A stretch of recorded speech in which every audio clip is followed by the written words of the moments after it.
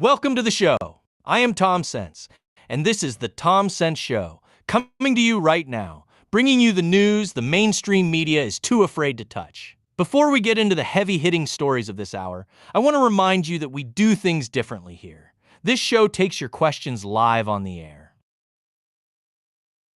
At any point during this broadcast, you can throw a question in the chat on YouTube or over on X. If it is a real question worth answering, I will answer it right here in the middle of the news.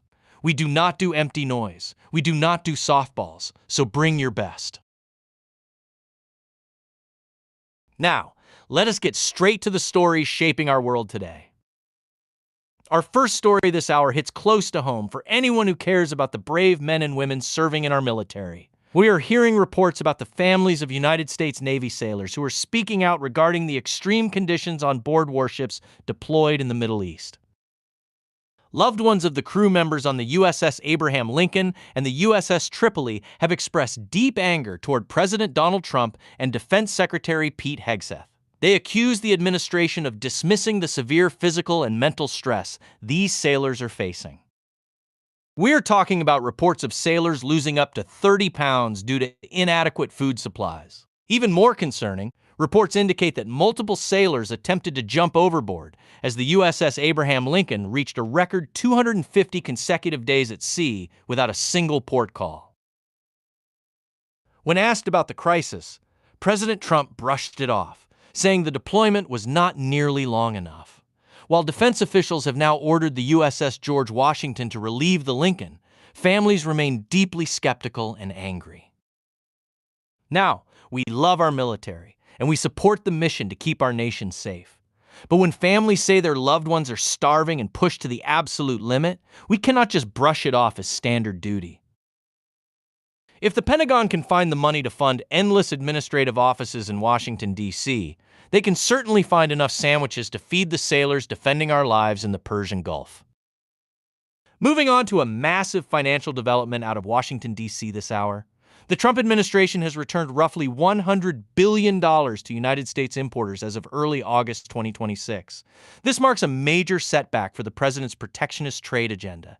These refunds represent about 60% of the total revenue collected under the controversial Liberation Day tariffs. The massive payout was forced by a landmark United States Supreme Court decision. The High Court ruled that the White House lacked the legal authority to impose such broad tariffs under the 1977 International Emergency Economic Powers Act. Officials from the United States, Customs, and Border Protection confirmed to the Court of International Trade that they have processed these massive returns plus interest, though they are still fighting legal battles over other import entries. While multinational corporations and massive importing groups are celebrating getting their capital back, the administration is not backing down. The White House has already pivoted, launching sweeping new Section 301 and Section 122 investigations to find alternative legal pathways to tax foreign goods. This is the classic battle between the globalist corporations who want cheap foreign labor and an administration trying to protect American manufacturing. The media is calling this a defeat, but let us look at the plain reality. The administration is simply finding another door to lock to keep cheap foreign products from destroying American jobs, and they will keep digging until they find a law that works. We turn now to a grave international crisis that we have been tracking closely. This is the latest update on the fast-growing Ebola outbreak in the Democratic Republic of the Congo.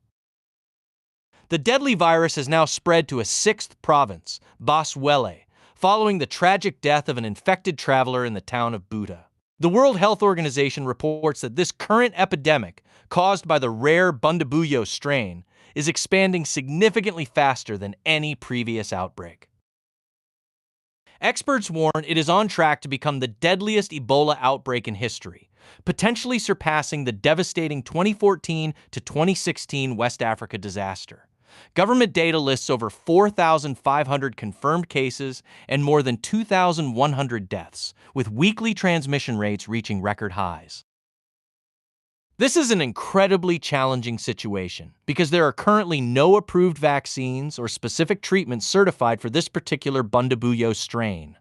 Compounding the tragedy, Local conflicts, health worker pay strikes, and global aid cuts are severely hampering the international response. Local health authorities are desperately calling for immediate vaccine testing candidates and emergency funding to prevent the virus from spilling further across international borders. This is a severe global health emergency, and we must keep our focus on containment to ensure this deadly virus does not spread any further. Next up, the political map wars are reaching a boiling point, and California is right at the center of the chaos. The nationwide battle over congressional redistricting has taken a wild turn as state Democrats successfully sliced conservative Representative Kevin Kiley's district 6 ways. This aggressive gerrymander was executed as direct political retaliation for Republican-led mid-decade redistricting maps in Texas and other southern states, which were heavily encouraged by President Trump. Squeezed by this brand new map, Kiley, a 2-term conservative, recently left the Republican Party to run as an independent in his newly drawn, slightly progressive district. Voters in his former stronghold are absolutely furious, claiming this map has entirely stripped them of their political representation. While Democrats are dismissing Kiley's party switch as a cynical stunt to survive the upcoming midterm elections, Kiley has criticized both parties for the redistricting wars. He even tried to force a vote in the House of Representatives on a bill that would ban mid-decade map redraws, but it was unsuccessful. Let us be honest about what is happening here.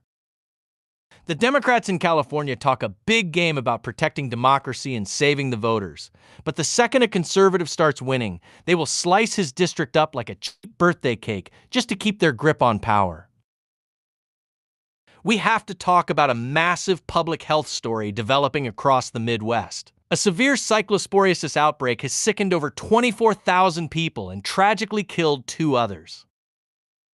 This massive crisis has put a harsh spotlight on a federal food safety rule that has been delayed for 15 years. The regulation, known as the Traceability Rule, was originally passed under the Obama administration back in the 2011 Food Safety Modernization Act. The law was designed to force high-risk food manufacturers and distributors to keep standardized electronic records, which would allow the Food and Drug Administration to instantly trace contaminated food back to its farm of origin.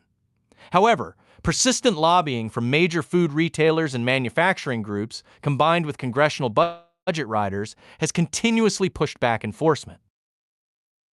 Most recently, the deadline was delayed from January 2026 to July 2028.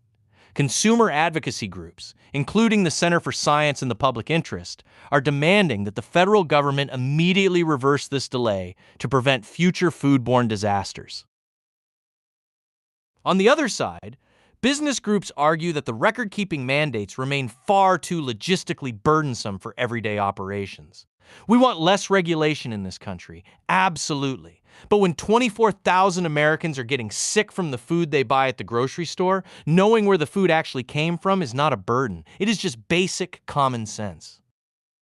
Finally, we are covering a massive backlash from drivers across the nation as automated speed monitoring technology spreads to more states. Following recent legislative approvals, Florida, California, Hawaii, Michigan, and Minnesota have joined the growing list of over 24 states authorizing these automated speed cameras, often placing them in school zones and work zones. While public safety advocates and transportation officials argue there is statistical evidence that the cameras save lives by forcing drivers to slow down, millions of motorists are slamming the devices as nothing more than a state-sanctioned money grab. Critics, including retired law enforcement officers, point out that many of these citations are generated during the middle of the day when no children are even present. This suggests the cameras are serving to generate municipal revenue rather than actually protect pedestrians. The controversy is intensifying as the Federal Highway Administration faces separate criticisms for quietly stripping speed cameras and bike lanes from its list of officially recommended safety measures. Look, we all want safe roads for our kids. But if these local governments really cared about safety, instead of just lining their own pockets with automated fines, they would put a real police officer on the street instead of hiding a digital tax collector behind a bush. That is the news for this hour. Thank you for tuning in. and thank you for your questions. Keep standing up for truth. Keep demanding common sense. And I will see you right here next time on the show.